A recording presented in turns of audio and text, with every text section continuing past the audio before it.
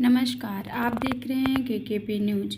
संत सियाराम बाबा के देहावसान की खबर जैसे ही मिली, बड़ी संख्या में भक्तों के आश्रम पहुंचने का सिलसिला शुरू हो गया। प्रशासन ने अपील की है कि अंतिम दर्शन के लिए धैर्य बनाए रखें। संत सियाराम बाबा पिछले कुछ दिनों से बीमार चल रहे थे।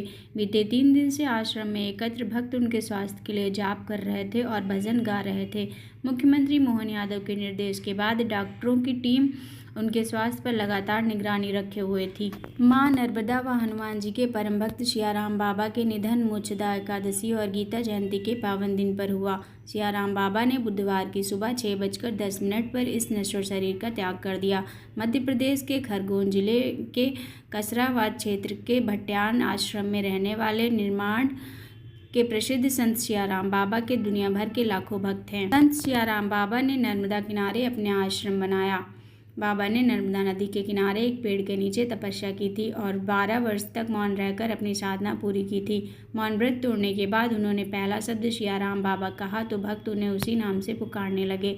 हर माह हजारों भक्त उनके आश्रम में आते हैं। बताया जाता था कि उनकी उम्र 100 साल से ज़्यादा थी।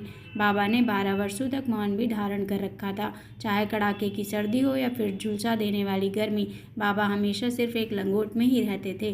भक्तों का कहना है कि उन्होंने कभी भी बाबा को लंगोट के अलावा किसी और कपड़े में नहीं देखा। सियाराम बाबा की चाय और केतली वाला किस्सा भी लोगों के बीच काफ़ी प्रसिद्ध है। भक्तों का कहना है कि बाबा जब भी लोगों को चाय देते थे तो उनकी केतली की चाय कभी खत्म नहीं होती। इन चमत्कारी संत की उम्र 100 साल से भी ज़्यादा थी, लेकिन फिर भी बिना चश्मे के बाबा किस घंटों तक रामायण का पाठ करते थे। कुछ साल पहले सोशल मीडिया पर बाबा के एक चमत्कार का एक वीडियो भी जमकर वायरल हुआ था, जिसमें वे बिना माचिस के ही दीपक जलाते हुए दिख रहे थे। जो भक्त आश्रम में उनसे मिलने आते थे और ज़्यादा दान देना चाहते थे तो वे इनकार कर देते थे। वे सिर्फ 10 रुपये का ही नोट लेते थे। उस धनराशि का उपयोग भी वे आश्रम से जुड़े कामों में लगा देते थे। नर्मदा के घाटों के लिए निर्माण के लिए भी उन्होंने बड़ी राशि का दान दिया था। इस तरह की बड़ी खबरों को जानने के लिए देखते रहें केकेपी न्यूज़। धन्यवाद।